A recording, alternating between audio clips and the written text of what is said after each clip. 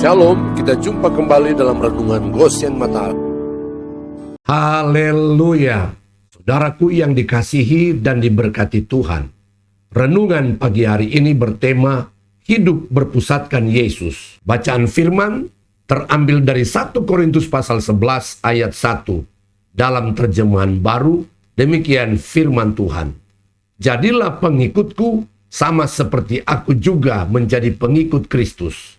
Dalam terjemahan lama, hendaklah kamu menurut teladanku seperti aku pun menurut teladan Kristus. Lanjutan pembahasan kita tentang perempuan janda nabi yang harus masuk rumah dan menutup pintu, yaitu antara lain supaya ia hanya fokus dengan Tuhan dan tidak diganggu dan terganggu oleh siapapun dan apapun.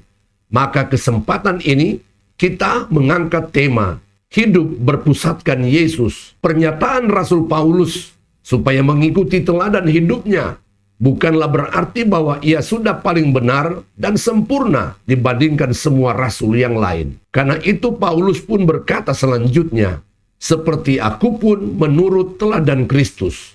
Artinya, Rasul Paulus mau mengajak semua orang percaya supaya berpusatkan Kristus dan bukan dirinya. Hal serupa disampaikan Rasul Paulus kepada jemaat Tuhan di Filipi. Saudara-saudaraku, ikutilah teladanku dan perhatikanlah mereka yang hidup sama seperti kami yang menjadi teladanmu. Filipi pasal 3 ayat 17. Apabila kita perhatikan mengapa Rasul Paulus menyampaikan agar mengikuti teladannya dan orang-orang yang seperti dia adalah supaya jemaat Filipi tidak gampang terpengaruh dan mengikuti pengajar-pengajar palsu yang dianalogikan sebagai anjing-anjing.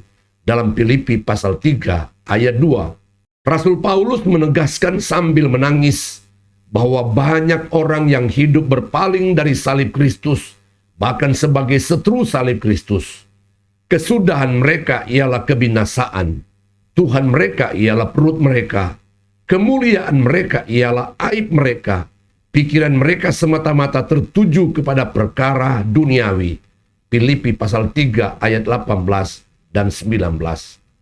Karena itulah ia mengajak jemaat Filipi supaya mengikuti teladannya sebagaimana ia pun meneladani Kristus. Filipi pasal 3 ayat 3 sampai 16.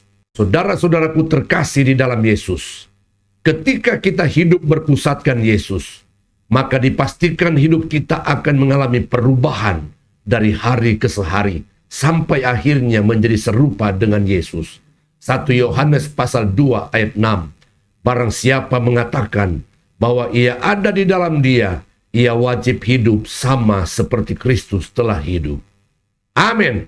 Tuhan Yesus memberkati.